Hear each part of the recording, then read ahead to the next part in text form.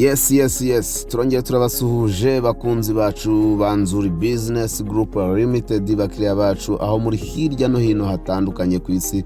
Turabasuhuje cyane kandi twizere yuko mukomeje kugubwa neza nk'uko duhora tubibifuriza iteka. Iyi rero ni Nzuri Business Group Limited, ibicishije kuri YouTube channel yayo ya Nzuri Market. Nk'uko mubimenyereye tuba tubagezaho imitungo itimukanwa igurishwa cyangwa se ikodeshwa hirya no hino hano mu gihugu cyacu cy'u Rwanda.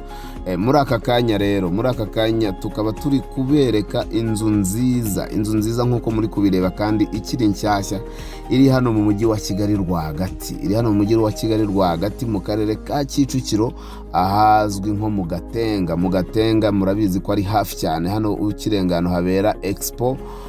Iri hafi rwose, hari haruguru y'umurenge wa Gatenga gato cyane, ni inzu iri muri quartier nziza rwose kandi inzu ikiri nshya, hafi y'ibintu byose.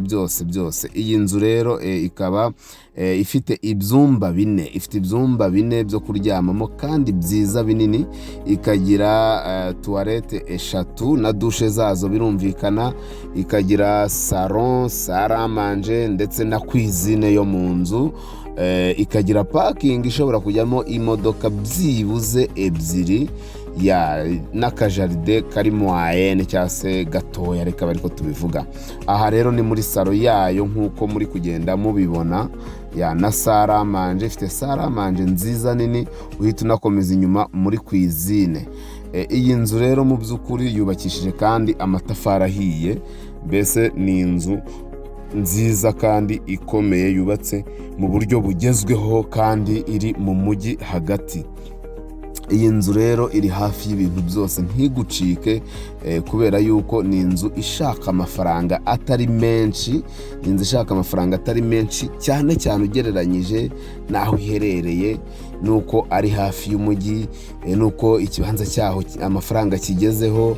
Mbese ni inzu rwose mu by'ukuri idahenze habe na gatoya. Iyi nzu rero ntigucike. Tukwibutse yuko rwose iyi nzu ushaka kuyigura, murabona muri ayo mafaranga ishaka harimo no kubashyiriramo cuisine yo mu nzu, tukabashyiriramo utubati twayo, kuko cuisine irateganyijwe. Aha ni mu gikari ho kwanika imyenda, iri ni ibaraza ryo mu gikari.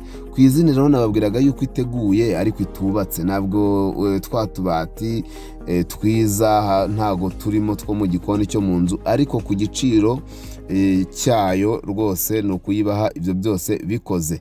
Ariko kandi noneho ushobora no kugira gute, ushobora no kukatuza tukagusigiramo ayo kubyikorera, ugakora wowe ibyo ushaka kuba wakora. Iyi nzu rero tutabicishije amatsiko irashaka miliyoni 60 zonyine. Murabona ukuntu iri muri quartier nziza, irashaka miliyoni 60 zonyine, ariko ziri negociable. Nuvuga nimvuga negociable ni miliyoni 60 nyine zo bakagabanya, ni miliyoni 60 tukagabanya. Uyikunze rero iyi nzu waduhamagara kuri nimero zacu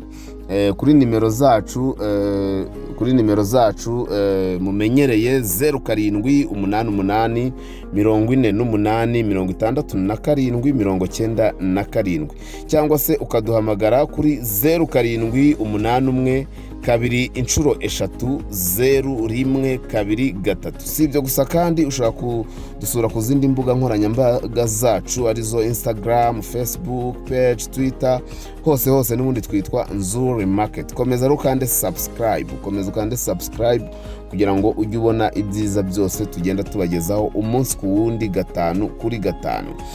Tubibutse yuko kandi tubamanagingira imitungo yanyu itimukanwa, tukabimura mwebwe mukeneye kwimuka, tukabakorera amapura meza kandi tukanabubakira. Si ibyo gusa rero rwose, kubera ko tubakorera serivisi zose zijyanye n'ubujyanama n'izindi zose ku mitungo itimukanwa. Dukorera rero ku Muhima hano kuri Yamaha, ugeze muri Feruje rero inzu ya etage y'amatafari yanditseho Shema House, ni mu gikari ku muryango wa mbere ureba ku Gisozi. Ni karibu cyane rero muri Nzuri Business Group Limited. Umukiriya ni umwami rwose, ni muze mushira amatsiko, ariko kandi tubashishikariza gukurikirana ikiganiro gira icumbi kuri Fine FM kuva saa 12 kugera saa 1 aho musobanukirwa byinshi ku mitungo itimukanwa. Murakoze cyane.